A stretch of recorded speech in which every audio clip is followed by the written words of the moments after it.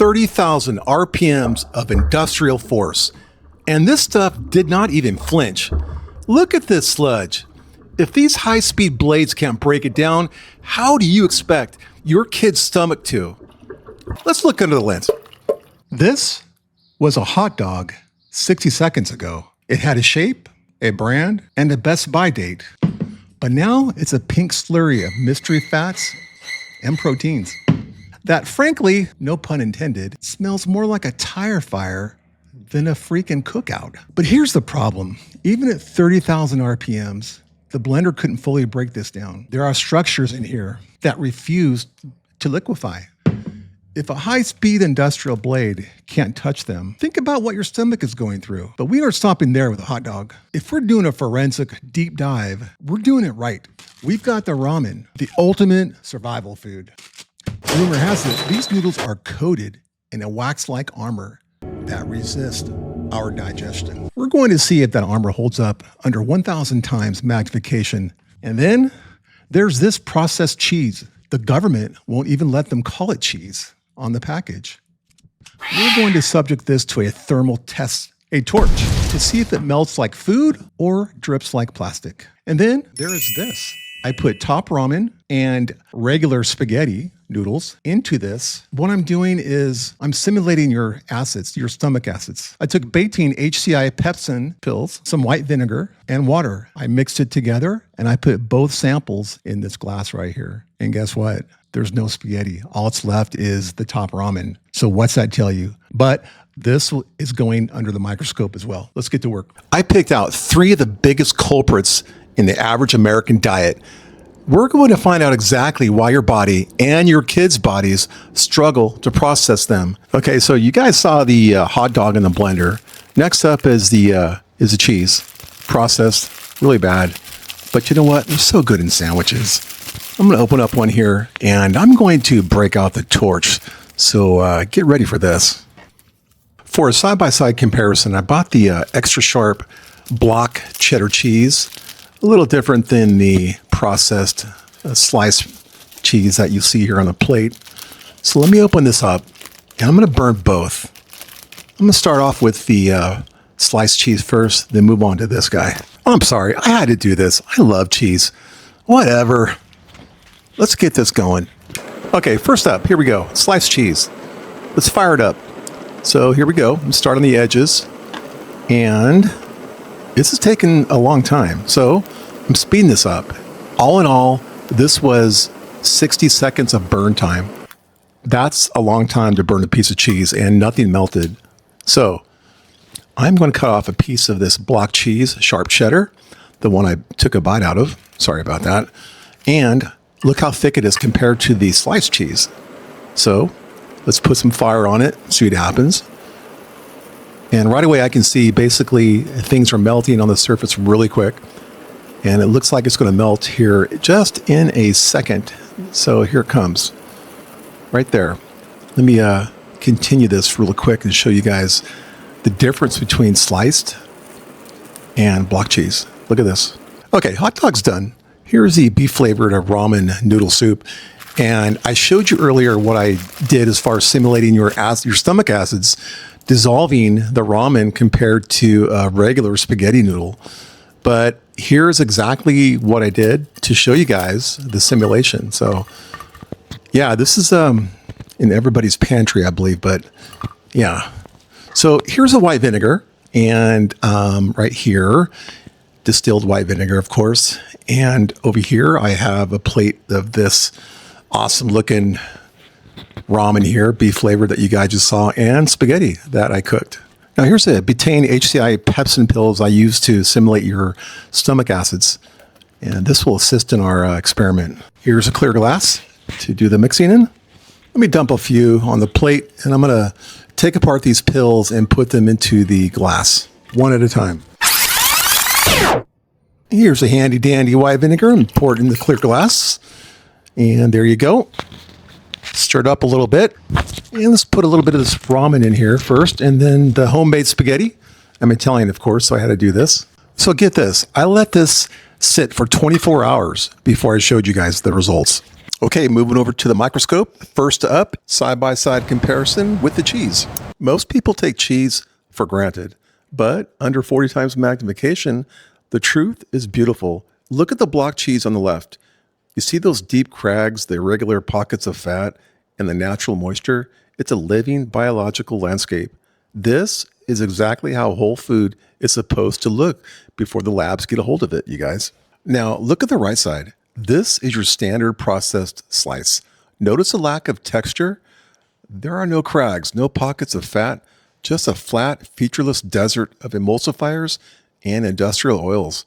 It's built for a shelf life of years, not for biology. Under the lens, it doesn't look like food. It looks more like a polymer.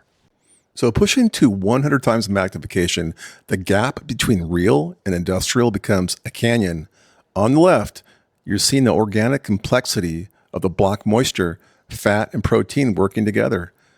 But look at the slice on the right. It's a pressurized uniform matrix. No pores, no gaps, no life. It doesn't look like something you eat. It looks like something you'd use to seal a leak. At 400 times magnification, we are deep inside the biological matrix of the block cheese. Notice these irregular clusters.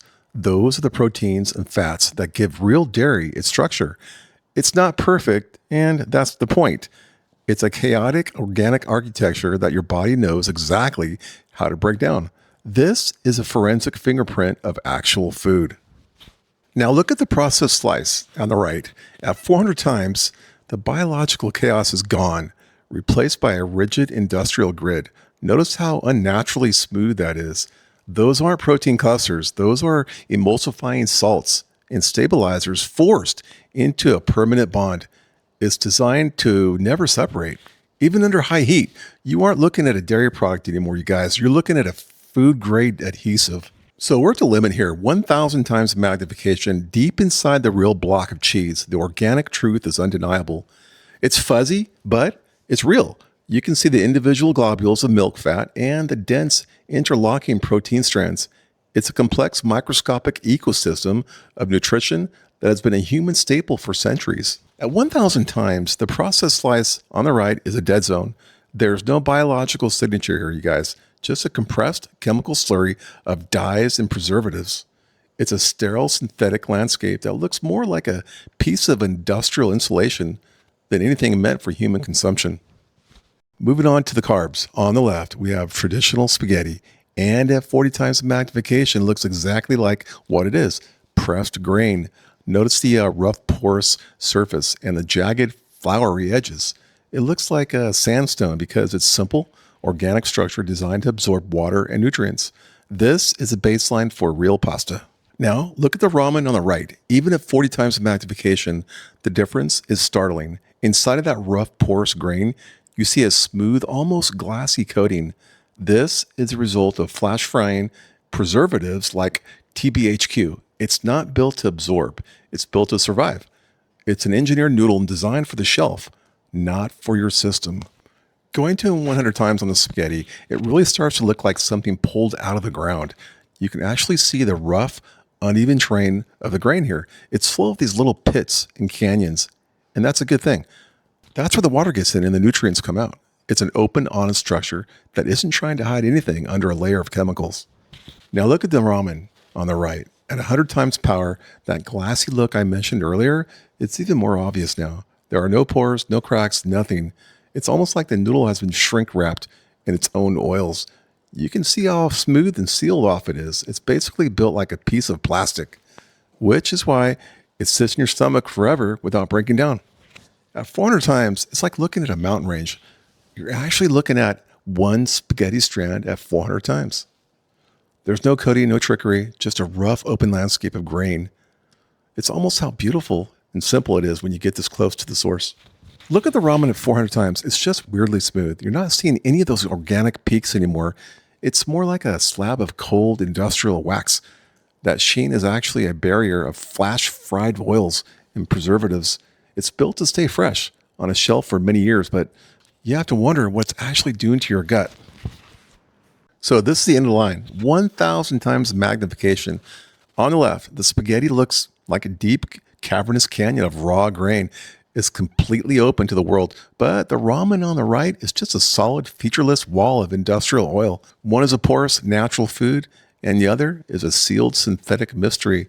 The lens doesn't lie, you guys. So now we're moving on to the good old hot dog. Let's take a look. So here it is, the old mystery meat. Remember the hot dog in the blender? Well, this is it. I'm starting this at 40 times magnification, and honestly, it's a bit unsettling, you guys. You aren't seeing muscle fibers or the natural grain of beef here. Instead, it looks like a pink, featureless slurry.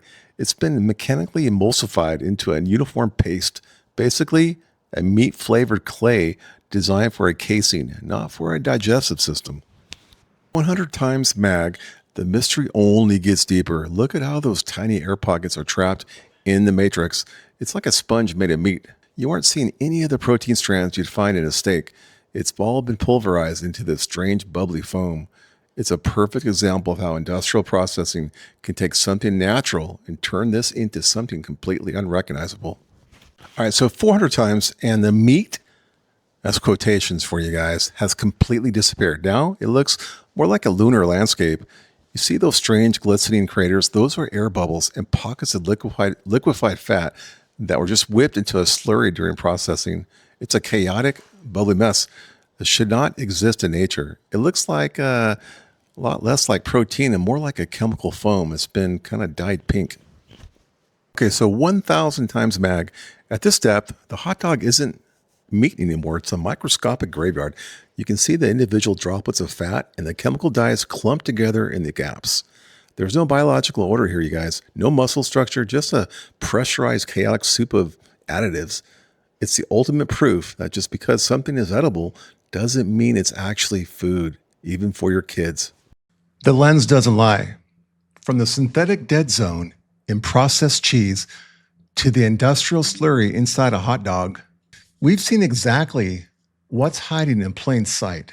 Most people eat this stuff every day without a second thought. But once you've seen the molecular truth that 1,000 times power is a lot harder to ignore. If you want to see what's actually in your food, stick around. We're just getting started.